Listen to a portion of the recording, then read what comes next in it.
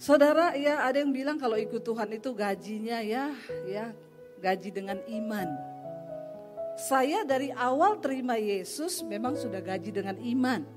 Karena saya keluar dari rumah tidak bawa ijazah. Lalu saya keluar, saya tinggalkan kota Poso, saya ke kota Palu, ya 7 jam perjalanan saya menjalani banyak hal di kota Palu. Saya dibentuk Tuhan, diproses, dihancurkan, diremukkan saudara. Tapi saya bertahan karena bagi saya ya tidak ada yang bisa pisahkan kita dari kasih Kristus. Ya, mau itu kelaparan, aniaya, ketelanjangan, Yesus itu lebih dari segala-galanya. Karena dia mengubah hidup saya. Akhirnya saya mulai masuk sekolah Alkitab saudara di Makassar. Lalu akhirnya saya mulai pelayanan. Sampailah saya ke kota Solo dan saya ketemu dengan suami saya yang paling ganteng di Solo. Ini laki-laki terganteng yang saya pilih saudara. Ya, nggak usah tepuk tangan nanti dia GR. Lalu ya dulu saya pikir saya nggak usah menikah. Saya bilang Tuhan saya tidak mau menikah. Saya hanya mau melayani Tuhan. Tapi saya mendengar suara Tuhan jelas waktu itu berkata, kamu terlalu cantik untuk tidak menikah. Masalah buat lo. Lalu saya mulai berdoa, Tuhan tunjukkan jodoh saya. Karena bagi saya pernikahan adalah untuk menggenapi rencana Tuhan dalam hidup saya. Bukan untuk kebahagiaan saya, tetapi untuk menggenapi rencana Tuhan dalam hidup saya. Lalu saya ketemu di Solo, mulai kita masuk dalam pelayanan. Saudara, yang namanya melayani Tuhan, menjadi hambanya Tuhan, itu tidak enak. Siapa yang bilang enak? Tapi untuk itulah kita dipanggil, untuk menderita bagi Kristus. Amin saudara. Saya mengalami tekanan proses air mata saudara. Saya ingat waktu saya ada di kota Palu, saya setelah diusir dari rumah, saya tinggal di kos-kosan di kota Palu. Untuk bisa dapat makan, saya cuci baju anak kos, saya nyapu, nyetrika, saya ngepel. Apa yang dulu saya nikmati di rumah keluarga saya, tidak lagi saya nikmati. Tapi Tuhan bilang, saya bilang Tuhan, kenapa ikut engkau terlalu menderita? Tuhan bilang, aku akan menghancurkan dulu kedaginganmu. Aku akan menghancurkan dulu hidupmu yang lama, keakuanmu, baru engkau layak untuk menjadi hambaku. Saya dihancurkan, diproses saudara. Lalu akhirnya saya mulai masuk dalam pelayanan bersama suami. Tidak berhenti proses Tuhan. Setelah kami menikah 11 tahun yang lalu di kota Solo, saya udah beli rumah, pelayanan lancar semuanya. Tapi benar tadi lagu dikatakan, mengalir bersamamu, bersuka di dalammu. Kita hanya akan mengalami sukacita Tuhan waktu kita berada di dalam pergerakannya Tuhan. Saudara, saya terus berdoa, Tuhan, aku mau berada di tempat di mana Engkau berada di dalam pelayananku. Kenapa? Tuhan kita Tuhan yang bergerak.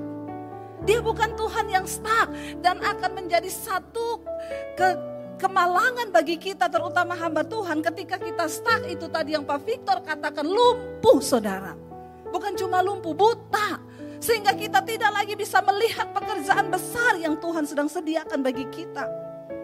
Ketika memasuki tahun 2019, saya dengan suami saudara, saya berkata, Tuhan, saya berdoa waktu itu, kemana Tuhan membawa arah pelayanan kami?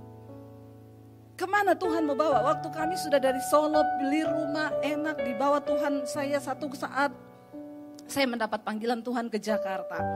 Awalnya saya tiba-tiba nangis sendiri, tiap hari nangis. Saya pikir saya tidak ada utang, saya tidak ada masalah. Tapi kenapa saya nangis terus? Di motor saya nangis, pelayanan di jalan saya nangis, saya nggak tahu. Lalu akhirnya saya tahu Tuhan mau berbicara sesuatu. Saya ambil doa puasa saudara, saya datang ke satu tempat untuk berdoa di sana. Saya bilang, Tuhan, apa yang kau mau menyatakan bagiku? Disitulah saya dapat Tuhan berkata, aku akan membawa engkau ke satu tempat. Dan engkau akan aku pakai untuk menjadi berkat. Karena hari-hari di gerejaku tidur, hamba-hambaku tidur. Saya kaget saudara dapat suara itu. 11 tahun yang lalu di Solo. Saya mulai menangis, saya tanya Tuhan, apa yang Tuhan mau lakukan? Bersiap karena aku akan membawa engkau pergi dari kota ini. Saya bilang, Tuhan, anak saya 3, mereka udah sekolah semua.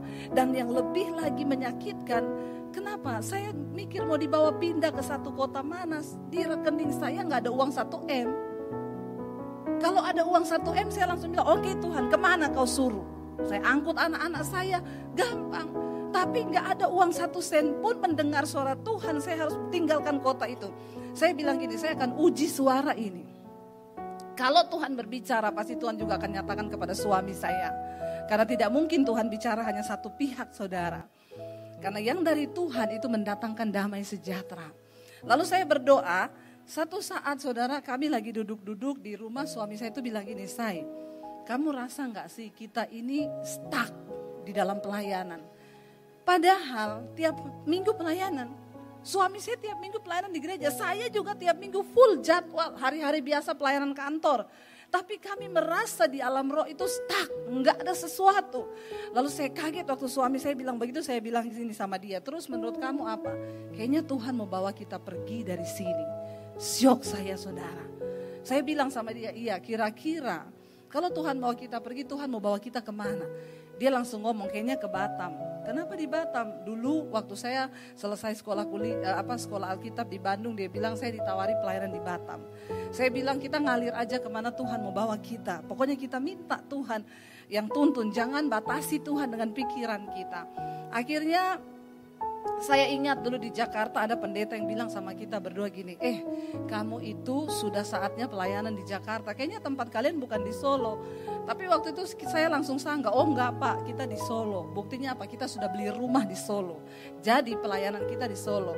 Lalu dia bilang gini, kalau satu saat kalian dapat panggilan Tuhan, nanti hubungi saya.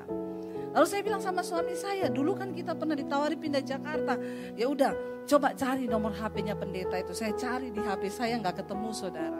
Karena ternyata itu kebawa di HP yang lama ya. Lalu suami saya bilang, nanti saya minta di gereja lah, ada di gereja disimpan nomornya dia. Saya bilang gak usah minta, kita jadikan ini tanda. Kalau Tuhan yang bawa kita ke Jakarta, Tuhan yang kirim nomor teleponnya. Menurut manusia susah gak? Susah saudara, bagaimana Tuhan kirim nomor HP? Tapi Tuhan kita Tuhan yang tidak terbatas. Dia sanggup melakukan segala sesuatu untuk melakukan kehendaknya. Karena bagi saya, kebahagiaan dalam hidup manusia itu hanya ketika engkau ada dalam kehendak Tuhan. Bukan ketika kita kaya. Waktu kita berada dalam kehendak Tuhan, itulah kebahagiaan. Akhirnya suami saya bilang, sepakat ya kita minta tanda. Iya, berhari-hari, berminggu-minggu tidak terjadi apa-apa. Saya bilang, berarti bukan dari Tuhan itu suara. Satu kali teman suami saya datang ke rumah. Dia bilang, Pak, saya bawa flash disk, tolong kopiin lagu-lagu rohani yang ada di laptop Bapak ya. Buat apa? Saya mau pakai nyanyi di gereja. Oke, sama suami saya. Lama juga gak dibuka berhari-hari. Satu kali malam-malam dia buka flash disk itu. Saudara tahu file pertama di flash disk itu daftar nama hamba Tuhan dan nomor HP. Dan di situ ada nama pendetanya di paling atas. Itu Tuhan atau siapa? Itu Tuhan. Saya syok waktu suami saya bilang, Say, terjadi apa? Ini loh. Karena sesungguhnya saya berharap itu enggak kejadian. Saya lebih suka tinggal di zona nyaman di mana kita sudah menikmati segala sesuatu dan enggak ada pergumulan saudara. Semuanya berjalan lancar, semuanya aman, tenang, tentram. Kita bisa bayar cicilan rumah, pelayanan juga. Tapi ketika kita mau mengalir bersama dengan lawatan Tuhan, karena saya kan berkata, Tuhan bawa aku di tempat di mana engkau berada. Akhirnya kami mulai bergumul, kami berangkat ke Jakarta. Singkat cerita di Jakarta saya akhirnya hubungi pendeta itu. Dia bilang, oke, kalau kalian siap berangkat. Jadi pengintai, lihat segeri yang penuh susu dan madu itu. Setelah saya sampai di Jakarta seminggu ternyata penuh racun. Bukan susu dan madu, racun. Kenapa saudara? Saya masuk di gereja, saya lihat kehidupan pendoa, suaminya narkoba, anaknya narkoba, suami selingkuh. Itu yang terjadi di dalam gereja. Singersnya pelakor. Ada yang homo.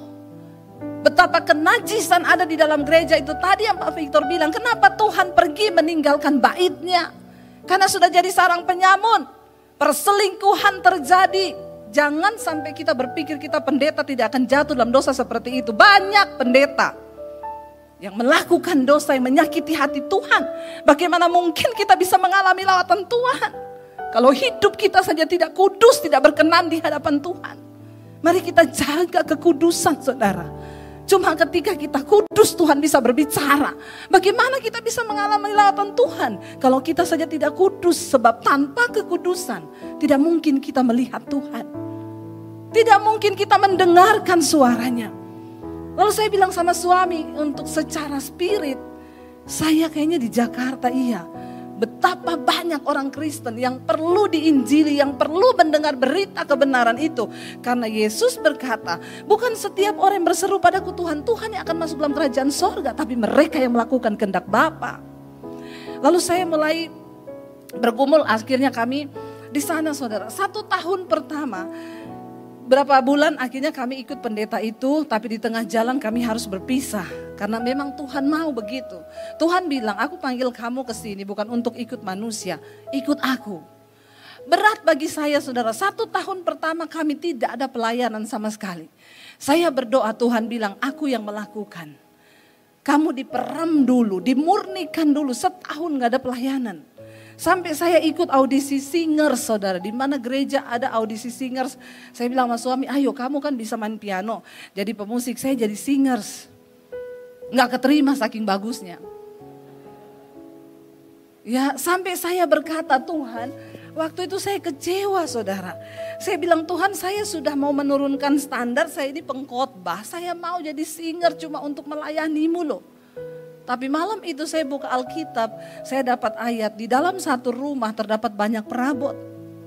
Ada perabot yang mulia, ada perabot yang kurang mulia. Perabot yang mulia digunakan untuk setiap tugas yang mulia, sedangkan perabot yang tidak mulia digunakan untuk tugas yang tidak mulia. Barang siapa menyucikan dirinya dari hal-hal yang jahat, ia dipandang layak oleh tuannya dan diangkat untuk pekerjaan yang mulia.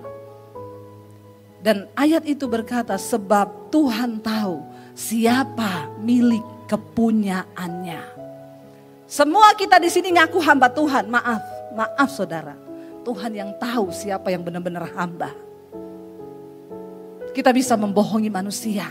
Namanya hamba Tuhan, dia taat kepada firman. Dia menjaga kekudusan hidupnya. Tapi kalau ada di antara kita yang hari ini masih bermain-main dengan dosa, maaf saudara, Tuhan berkata dia tahu siapa milik kepunyaannya. Gereja harus dimurnikan. Pandemi ini adalah lawatan Tuhan bagi gereja. Katakan amin. Jangan kita pikir lawatan Tuhan tuh terjadi ini, terjadi itu. Wow, kita diberkati. Sorry saudara. Lawatan Tuhan itu adalah pemurnian. Pandemi ini adalah bagian dari lawatan Tuhan. Waktunya gereja bangkit. Saya bersyukur saudara kalau gereja di tempat ini. Saya bilang sama Pak Victor, Pak, pandemi yang terjadi ini membuktikan mana hamba Tuhan benar, mana yang tidak. Hamba Tuhan yang benar-benar terus bekerja. Tapi yang hanya memikirkan untung rugi, sekarang sudah gak bisa melakukan apa-apa, lumpuh saudara. Ayo kita bangkit. Saya bilang sama Pak Victor, bersyukur ada kegiatan seperti ini. Di tengah masa pandemi orang ketakutan. Kalau semua jemaat ketakutan, kita hamba Tuhan juga ketakutan. Mau dibawa kemana gereja? Amin. Dari awal pandemi pesan saya tidak berubah. Jemaat jangan takut berlebihan. Kalau belum waktunya mati, kita tidak akan mati. Hidup mati kita bukan di tangan corona, tapi di tangan Tuhan. Jangan bersembunyi sebagai hamba Tuhan. Pergi beritakan Injil. Saya ingat pertama kali lockdown di Jakarta dibuka. Beberapa perusahaan telepon, Bu, kami sudah masuk karyawan. Dan Ibu ada jadwal di tempat kita, apakah Ibu masih mau? Karena semua pendeta cancel. Tidak ada pendeta yang berani datang. Teman-teman WA ke saya, Bu jangan terlalu banyak keluar-keluar loh. Pelayanan ditolak dulu Bu, harus berhikmat. Karena ini pandemi, terutama corona ini banyak sekali pendeta yang mati. Saya jawab, kalau sudah waktunya mati pasti biar mau sembunyi di ujung lubang mana. Tidak usah tunggu kena corona kalau mau mati. Kepleset di kamar mandi juga. Tapi kalau belum waktunya mati, biar kena corona berapa kali. Saya udah bintang 3 corona saudara. Makanya saya bisa ngomong, belum waktunya mati, enggak mati. Makanya ketika Tuhan beri kesempatan kita hidup, ayo berdampak. Ayo berdampak bagi kerajaan Allah. Ini waktu yang tepat, saudara. Ini waktu penuaian jiwa. Ini waktu yang Tuhan tentukan. Jangan kita menjadi lemah. Ayo minta hati Tuhan hari-hari ini. Minta. Secara manusia kita lemah, tapi kita punya Tuhan yang hebat. Dia selalu siap melawat kita. Dia selalu siap minta, saudara. Dan saya melihat ketika 2019 sebelum pandemi, jujur saya sedih melihat politik-politik di dalam gereja. Saya menangis, saudara. Berapa banyak gereja besar yang memblacklist pelayanan saya. Karena khotbah-khotbah yang saya sampaikan menyinggung orang-orang kaya. Tanpa alasan, saya bilang sama suami saya, sampai kapan Tuhan akan bergerak melihat gereja yang sudah tidak lagi murni? Suami saya bilang, ada waktunya Tuhan saya. Tuhan tidak bisa dipermainkan. Sampai saya bilang, maaf, bagaimana cara Tuhan menghentikan gereja-gereja besar yang sudah tidak lagi dalam kemurnian? Hamba-hamba Tuhan hanya berpikir uang, uang, uang, dan uang. Suara kebenaran ditutup, saudara. Saya berbicara ini karena ini semua hamba Tuhan. Saudara, sampai saya bilang ke suami saya, bagaimana cara Tuhan menutup gereja? Mereka sudah seperti menara Babel. Dengan kekuatan keuangan, gedung-gedung mewah. Semua fasilitas yang ada. Orang-orang kaya yang ikut memerintah di dalam gereja. Saya bilang sama suami saya, bagaimana cara Tuhan? Suami saya bilang, ada saya, Tuhan ada, Tuhan hidup. Tuhan hidup. Saya cuma menangis. 2020 terjadi pandemi, gereja tutup, gak boleh beribadah. Suami saya bilang, ini cara Tuhan. Ini loh cara Tuhan. Saudara, mari kita introspeksi diri. Di Jakarta banyak mal-mal gereja dijual. Kenapa? Pelayanan yang tidak murni akan dihentikan oleh Tuhan. Sudah waktunya, ayo. Saya sangat bersuka cita ketika mendengar saya diberi kesempatan untuk berbicara depan hamba-hamba Tuhan. Saudara, kita adalah orang-orang yang ada di garis terdepan. Kita yang harus membawa lawatan Tuhan bagi umat Tuhan. Bagaimana umat akan bangkit kalau kita sendiri dalam keadaan terpuruk? Bagaimana dunia akan benar kalau kita sendiri gereja Tuhan sudah tidak benar? Kita punya Tuhan yang hidup, jangan main-main. Tuhan tidak bisa dipermainkan. Saya melihat waktu lawatan Tuhan itu. Gereja-gereja yang hanya mengandalkan uang dengan puluhan miliar. Buka di tempat yang ramai, sudah ada gereja dibuka lagi cuma demi ini, saudara. Ya, tidak ada beban untuk jiwa-jiwa. Terlihat ketika masa pandemi, saya melihat bagaimana Tuhan berperkara. Dari 2019, saya menangis, saudara. Jadwal saya banyak di cancel. Saya berdoa, Tuhan kemana engkau mau bawa pelayanan saya? Sampai saya bilang sama suami, kita jadi pengusaha saja. Kita tinggalkan pelayanan. Kalau mau ngomong sorry, kecewa saudara melihat gereja-gereja besar kecewa. Tapi suami saya bilang kita tetap dalam panggilan. Melayani Tuhan itu adalah satu kehormatan. Saya juga bilang iya Tuhan. Tapi melihat semua yang terjadi rasanya sudah tidak mungkin. Ketika saya berdoa, Tuhan engkau mau bawa kemana aku melayani engkau? Aku tidak mau menjadi sia-sia apa yang sudah aku lewati bersama Tuhan. Bagaimana engkau memanggil hidupku, masa cuma jadi sia-sia seperti ini? 2019 akhir Tuhan bicara kepada saya, persiapkan wadah. 2020 aku akan membawa engkau dan memberikan kepadamu tuaian bangsa-bangsa. Dan berkat bangsa-bangsa akan mengalir kepadamu. Saya syok dan kaget mendengar itu. Saya bilang ke suami saya kayaknya muluk-muluk ya. Tapi saya dapat ini dari Tuhan. Kita harus cepat siapin wadah. Karena saya tidak tahu apa yang akan terjadi di 2020. 2019 saya share beberapa teman, mereka bilang, Bu, buka gereja. Sudah waktunya ibu jadi gembala. Kami berpikir itu mungkin juga rencana Tuhan untuk tahun 2020. Beberapa teman support kami, jangan pikir biaya Bu, saya ada di belakang ibu. Tapi saya bilang ke suami, kita berdoa. Kita melakukan apa yang menjadi kehendak Tuhan. Saya tidak mau mengambil bagian yang bukan kehendak Tuhan atas hidup saya. Saya bilang, Tuhan, kami mau melangkah. Kalau memang menjadi gembala buka gereja itu adalah perintah Tuhan dan kehendak Tuhan buat kami, saya siap. Tapi Tuhan, kalau itu bukan panggilan-Mu atas hidup saya tidak mau jadi gembala cuma karena pelarian. Atau ada teman yang berkata, Bu, ibu udah makin tua loh, pikir pensiun loh. Biaya tua ibu jadi pensiun itu kalau ibu jadi gembala aman. Saudara, secara logika manusia, ada begitu banyak pertimbangan manusia yang rasanya membuat kita akhirnya tanpa sadar meragukan Tuhan. Akhirnya kami cari-cari gedung, saudara, di Jakarta 2019 akhir sampai 2020 awal kami temukan satu gedung di mall. Udah deal harga, dia bilang oke ya Bu, nanti siap-siap kalau saya telepon DP, iya. Awal Februari saudara, ya saya ditelepon, Bu, jadi gimana? Jadi kan? Jadi. Ya udah, ibu bisa DP dulu 80 juta untuk uang DP pertama tanda jadi. Oh iya. Besok saya transfer. Hari itu saya berdoa, Tuhan, besok saya mau transfer uang gedung. Kalau ini rencanamu, maka terjadilah. Tapi kalau ini bukan rencanamu, gagalkan Tuhan. Gagalkan dengan caramu. Saya tidak mau melakukan yang bukan kehendak Tuhan. Kalau cuma karena emosi, pelarian dan lain sebagainya. Saya udah mau transfer saudara. Terlintas satu kalimat di benak saya. Coba pindah jam. Saya tanya sama dia, Bang, kalau saya pindah jam bisa nggak? Ini saya udah mau transfer. Oh, kalau pindah jam, saya harus rapat lagi dengan pihak manajemen Bu. Karena bisa berubah harga tergantung jam. Jadi ini gimana? Ibu jangan transfer dulu, tahan dulu, nanti kita rapat. Februari 2020 saya tunggu dia rapat-rapat sampai pertengahan belum ada keputusan. Tiba-tiba lockdown pandemi. Uang saya 80 diluputkan Tuhan. Saudara, dia Tuhan yang maha tahu. Dan dia sangat tahu, jangan ada sedikit pun keakuan kita di dalam mengikuti panggilan.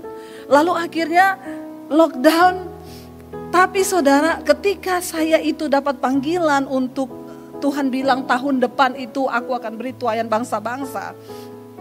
Saya mulai berdoa, Tuhan lebih spesifik bicara apa yang harus saya lakukan. Saya dapat waktu Tuhan bilang media, cepat ambil alih media untuk pekabaran Injil. Saya bilang ke suami saya bilang berarti TV. Ya udah berarti TV, yuk kita tanya-tanya di TV swasta di Jakarta bagaimana cara memasukin khotbah. Saya tanya ke beberapa teman, oh itu Bu, jadi ibu syuting di studio kami 1 kali episode itu 6 juta. Ibu harus sediakan 10 episode dulu, itu syarat untuk masukin satu program. Jadi berarti ya ibu siapin 60 juta. Terus itu udah pasti diterima, belum pasti nanti kita seleksi dulu bisa masuk apa enggak. Berarti saya sudah keluar 60 juta tapi belum pasti iya. Ya udah berarti enggak jadi. Lalu lama bergumul akhirnya ya ketika saya pelayanan di Bali saya dapat itu orang bikin syuting. Lalu saya tanya, dia bilang untuk YouTube. Saya bilang sama suami saya kayaknya kita di YouTube. Lalu akhirnya kita mulai jalan. Saya bikin studio 2019 saudara akhirnya pas Februari itu jadi studio saya cuma kecil. Ya itu di atas kamar saya 3x3. Lalu ketika lockdown itu studio benar-benar sudah jadi.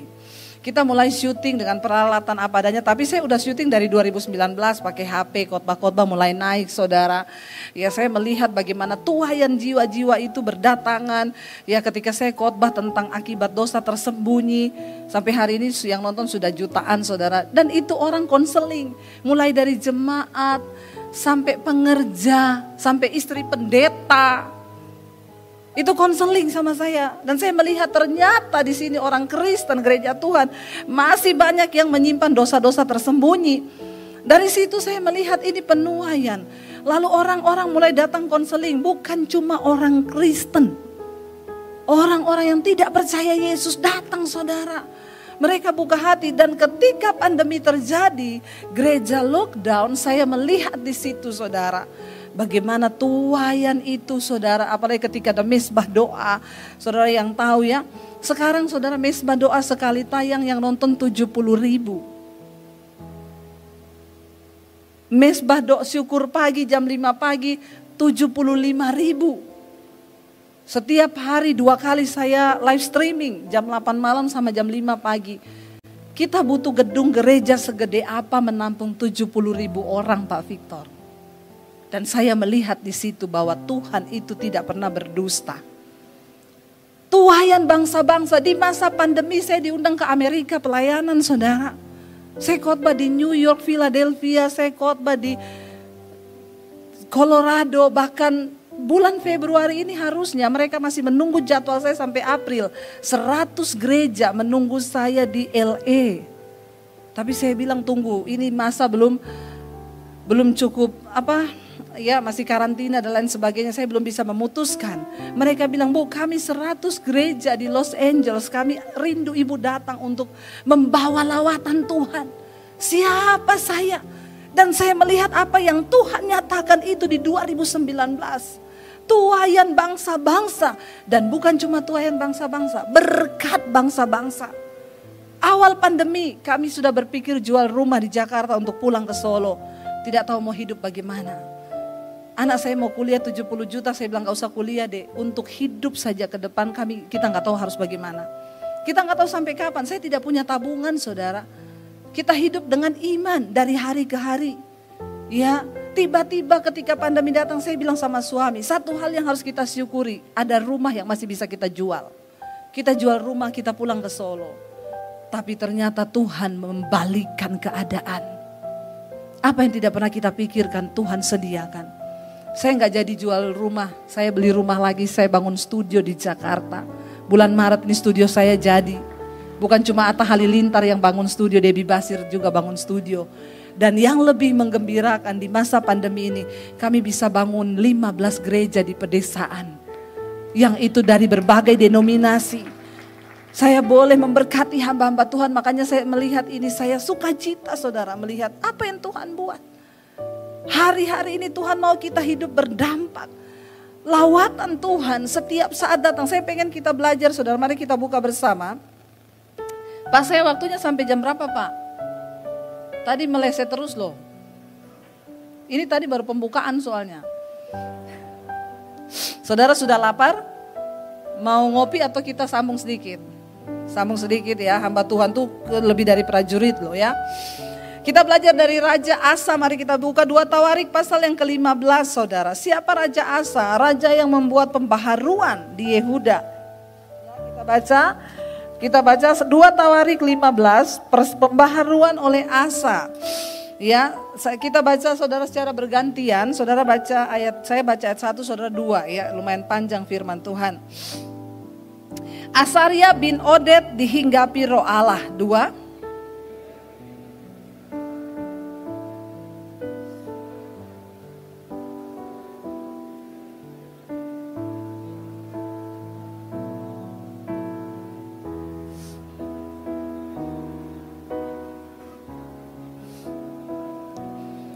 Iya, garis bawahi saudara. Ya, jadi pada waktu itu Asaria bin Oded dihinggapi roh Allah, dia berkata kepada Asa ketika Asa diangkat menjadi raja Yehuda. Dia bilang, dengarlah kepadaku Asa dan seluruh Yehuda dan Benyamin, Tuhan beserta dengan kamu. Bila mana kamu beserta dengan dia.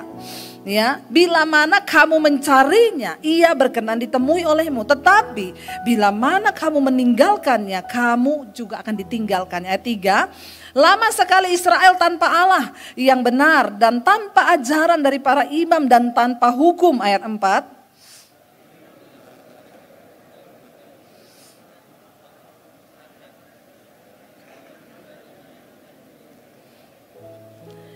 Pada zaman itu tidak dapat orang pergi dan pulang dengan selamat karena terdapat kekacauan yang besar di antara segenap penduduk bumi daerah-daerah. 6.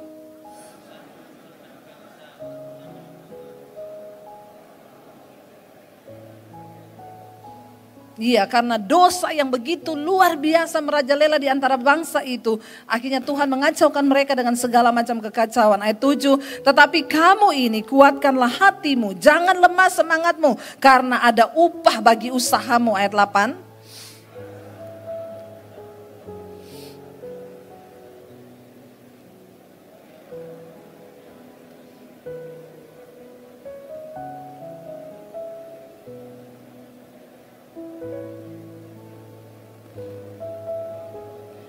Iya.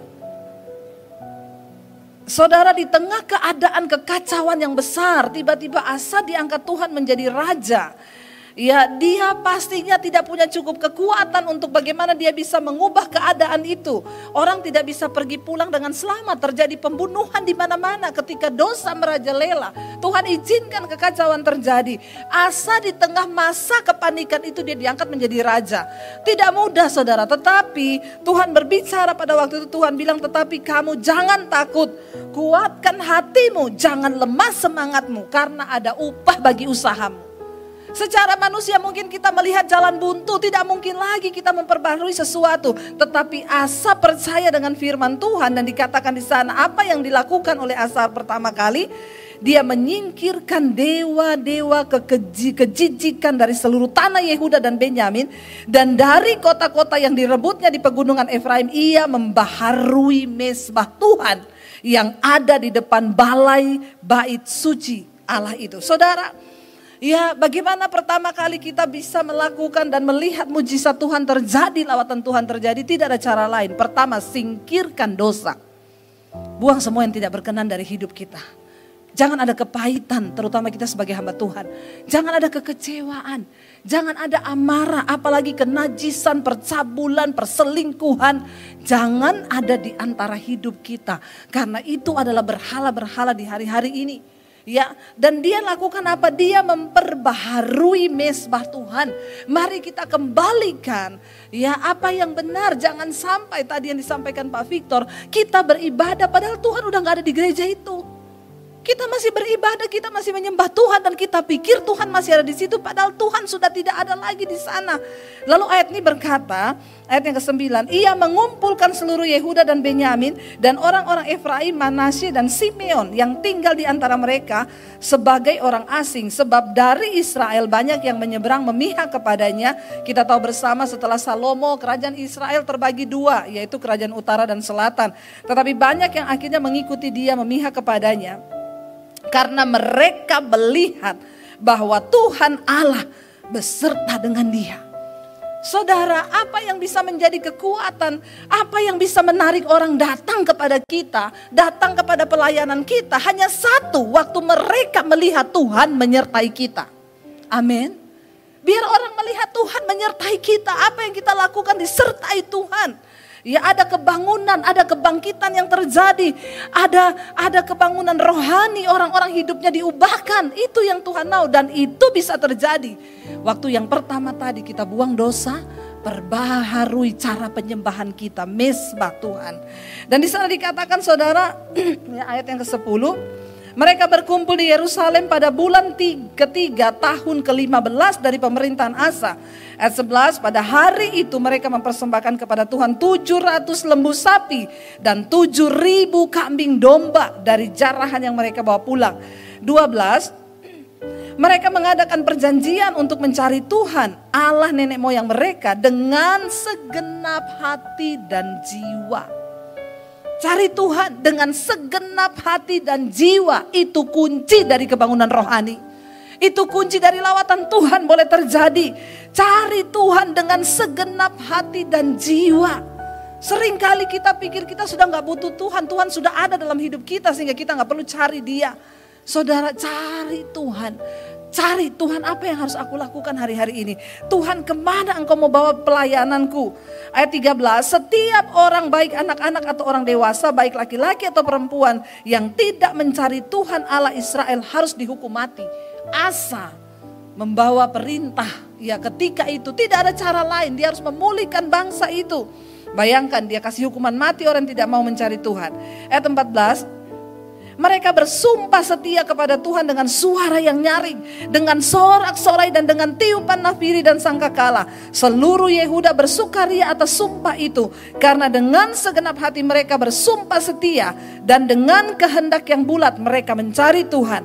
Tuhan berkenan ditemui oleh mereka dan mengaruniakan keamanan kepada mereka di segala penjuru. Tadinya tidak ada aman, orang mati saudara. Orang tidak bisa pulang dengan selamat karena kekacauan di mana-mana. Tapi ketika berbalik mereka mencari Tuhan, Tuhan pulihkan keadaannya. Ada keamanan, ada damai sejahtera. Ayat 16. Bahkan Raja Asa memecat siapa? Maka itu neneknya sendiri. Kenapa dipecat? Dari pangkat ibu suri di kerajaan. Karena neneknya itu membuat patung Asyera yang keji. Dia tidak kompromi. Tidak boleh ada orang-orang yang masih terikat dosa masuk di dalam pelayanan. Tuhan tidak mau, saudara.